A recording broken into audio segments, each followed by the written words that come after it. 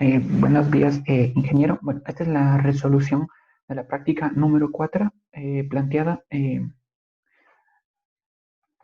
Muy bien, entonces en el primer circuito lo que tenemos es un sensor de luz automático para un foco de 110 voltios. Bueno, lo que nosotros tenemos que calcular es el valor del LDR o el sensor de luz y una resistencia 3 para que el circuito funcione como un circuito comparador de señales.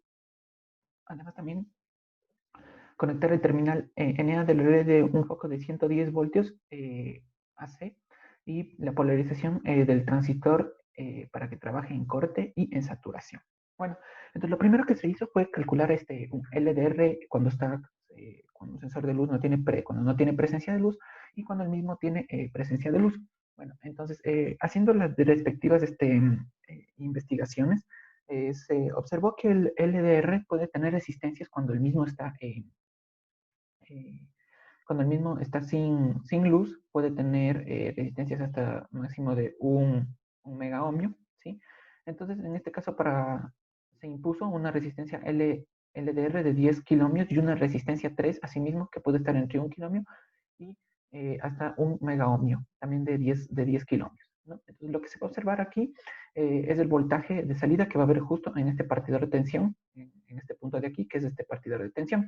Entonces, realizando la fórmula de un partidor de tensión, que es el voltaje de salida, que es la resistencia LDR, sobre la resistencia 3 más la resistencia RDR por el voltaje de entrada, que es de los 12 voltios, ¿sí? Obtenemos que en este punto aquí va a haber un voltaje salida de 6 voltios cuando el LDR esté sin luz, o sea, cuando el sensor de luz no capte lo que es el luz. Eh, También tenemos acá el LDR con luz, ¿no? En donde, haciendo asimismo las respectivas investigaciones, se vio que cuando el LDR está con presencia de luz, este puede llegar a bajar su resistencia entre 50 a 100 ohmios. La resistencia 3 se volvió a tomar de 10 kiloohmios y resolviendo asimismo en el punto de salida, tenemos que el voltaje va a ser de 0.11 voltios. ¿Sí? A continuación, lo que se va a calcular es la resistencia de base, ¿sí? Para que nuestro transistor trabaje en saturación. ¿Qué quiere decir que trabaje en saturación? Que éste llegue a conducir energía. O sea, que este prácticamente trabaje como un cable, ¿no? Y conduzca lo que es la energía y hacer que el relé active su interruptor, hacer que el relé se active su interruptor para poder encender el foco, ¿sí? Eh, entonces se realiza el cálculo para esa resistencia base que trabaje en saturación, ¿sí? Tenemos un voltaje de 12 voltios, una resistencia del relé de 360 ohmios. Esta resistencia de relé se observa mediante hojas de datos, ¿no? Del relé que se escogió en la simulación y para poder obtener la intensidad del colector, ¿no? Se utilizó lo que es una ley de Ohm, ¿no? Entonces, obteniendo ya de una vez la intensidad del colector, y estamos utilizando un transistor Q2N3904, en donde la hoja de datos nos dice que este transistor puede tener valor entre 100 y máximo de 300 de ganancia. Entonces nosotros escogimos un beta de 150 para no trabajar con el beta de 100, que es muy común utilizarlo ya en clase. Entonces calculamos la intensidad de base mediante el beta y la intensidad del colector, en donde es una intensidad de base de 222.2 microamperios. Entonces realizamos el cálculo de la resistencia de la base, ¿no? Que es de la malla de entrada, en donde el amplificador va a tener 12 voltios de entrada y calculamos mediante lo que es la malla de entrada, realizando la fórmula de la malla de entrada y resolviendo, nos da que necesitamos una resistencia de base para que nuestro transistor trabaje en saturación de 50.85 kiloohmios. Ahora, esto se observará mediante la simulación que se realizó en Proteo. Bueno, como podemos observar, nosotros aquí tenemos nuestro circuito ya armado. Sí tenemos las baterías de 12 y de 12 voltios como está en nuestro esquema y escogimos una resistencia RTD 24012F. Como se había dicho anteriormente, esta resistencia en la hoja de datos nos dice que este relé en la hoja de datos, en la datasheet nos dice que tiene una resistencia de 360 ohmios. Entonces con esta se pudo calcular lo que es la intensidad del colector. Además, también estamos aquí utilizando nuestro LDR. Sí, también estamos utilizando nuestro amplificador operacional, que es un LM324, nuestro transistor, nuestra resistencia de base, nuestra resistencia número 3, y también estamos utilizando un diodo. el diodo se utiliza como una protección, ¿sí? Se había dicho en clase que el diodo lo utilizamos como una protección, y también estamos utilizando lo que es un potenciómetro de 5 kilómetros. Entonces ahora se verá cómo cuando el LDR no tiene presencia de luz, nuestro foco se enciende. ¿Sí? Entonces, como podemos observar, tenemos aquí, como se había hecho los cálculos, una salida del voltaje de 5.97, que es un valor muy cercano a los 6 voltios que se habían calculado, y nuestro foco se enciende. ¿Sí? Nuestro foco de 110 voltios se enciende. Eso quiere decir que nuestro transistor está trabajando en saturación por la resistencia que nosotros le hemos calculado y le hemos puesto aquí. Entonces quiere decir que si nosotros aumentamos o hay presencia de luz, nuestro foco se va a apagar. ¿Sí? Entonces el transistor empieza a trabajar lo que es en corte y ya no activa lo que es el relé. Entonces como actúa en corte, no existe corriente, entonces no se va a encender el foco. ¿Sí? Y como podemos observar, si es que lo vuelvo a alejar, nuestro foco se enciende. ¿Sí? Esto nos indica que nuestro circuito está realizado de una forma correcta. Esto sería todo de la parte número 1 de la práctica.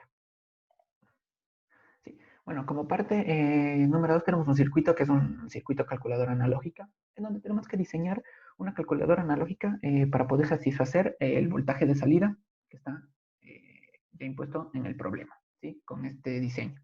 Entonces, bueno, para el diseño de este circuito lo que se hizo primero es realizar matemática, ¿no? Que es romper los paréntesis para así obtener la ganancia de cada uno de los voltajes, del voltaje A, del voltaje B y del voltaje C. Y aplicamos dos circuitos no inversores, ¿sí? Como se puede observar aquí, se aplicaron dos circuitos no inversores para el voltaje A y el voltaje B, y se aplicó también un circuito inversor para el voltaje en C, ¿sí? Para el voltaje en C. ¿Sí? Así se obtienen tres voltajes. Se obtienen tres voltajes en estos puntos de aquí, ¿sí? Tres voltajes de salida. Y se aplica un sumador inversor para así obtener el diseño planteado al principio, ¿sí?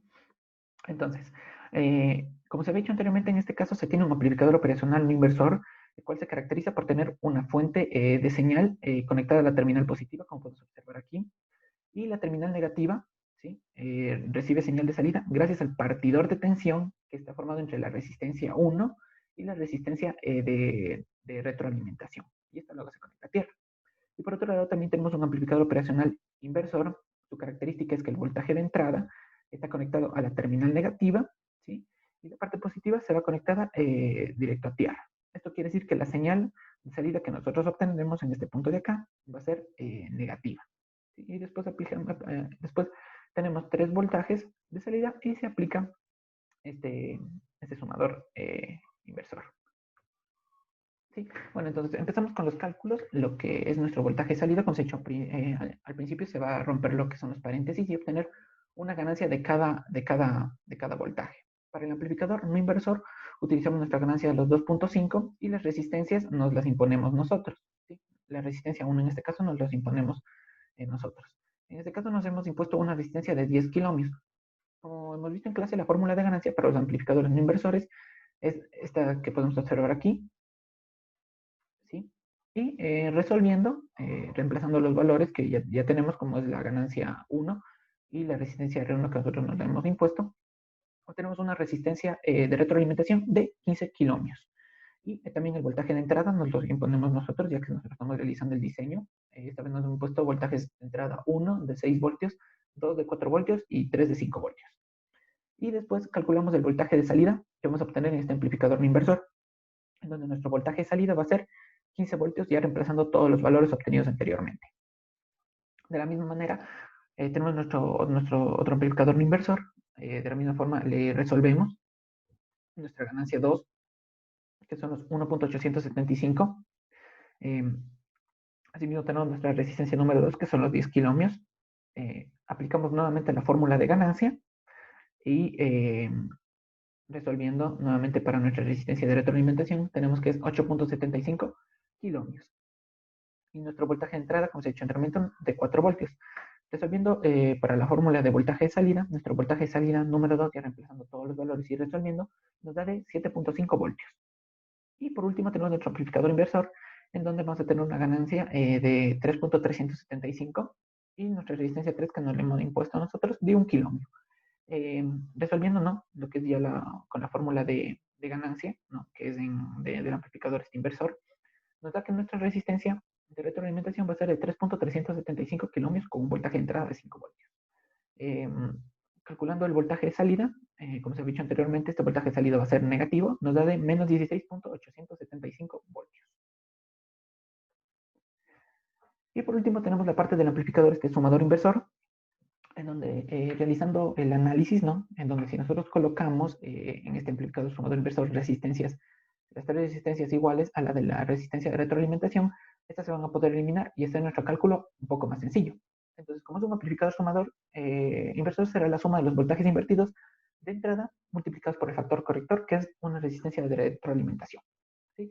Entonces, reemplazando los valores, obtengo mi voltaje de salida, ¿no? Reemplazando mis valores, como he dicho anteriormente, se habían ya impuesto también las resistencias 4, 5, 6 y la resistencia de retroalimentación, en donde resolviendo nos da un voltaje de salida de menos 5.625 voltios. Entonces, este voltaje de salida tiene que cumplir con la ecuación de diseño que nos habíamos impuesto al principio, ¿no? Que nos impone el problema desde el principio. Entonces, resolviendo nuestra ecuación de diseño, nos da efectivamente que nuestro voltaje de salida es de menos 5.625 voltios, igual que hemos sacado nosotros realizando nuestro diseño, y se cumple la ecuación. Ahora observaremos el circuito simulado en donde nos dan valores aproximados a los mismos. Bueno, como podemos observar, aquí está nuestro circuito ya simulado, en donde nosotros podemos ver que hemos colocado amplificadores operacionales TL084, ya que estos tienen un voltaje tienen voltajes tanto positivos y negativos de 20 voltajes de corriente continua de 20 voltios, ¿sí? Como podemos ver, hemos colocado nuestros voltajes de entrada de 5, de 4 y de 6 voltios. También nuestras resistencias. Aquí están los dos amplificadores operacionales no inversores, el inversor y nuestro sumador inversor. Ahora observaremos que los valores son aproximados a lo que se han obtenido mediante los cálculos.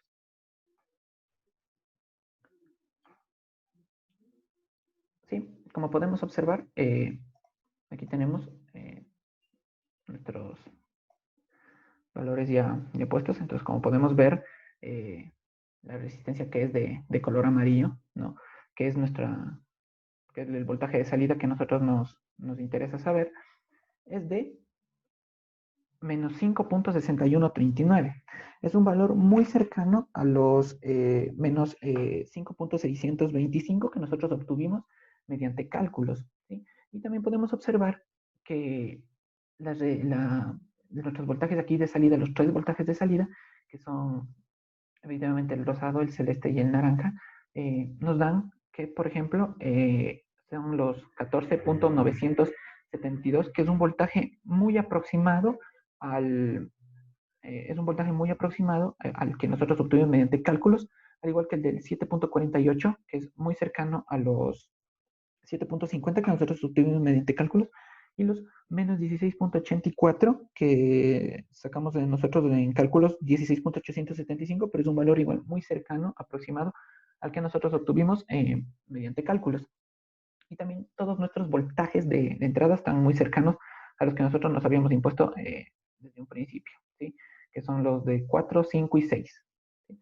Entonces, realizando ya todas las comprobaciones, efectivamente nos da que nuestro circuito está muy bien diseñado y estamos cumpliendo con la ecuación que nos impone el problema desde el principio. Esto sería todo la realización de la práctica número 4.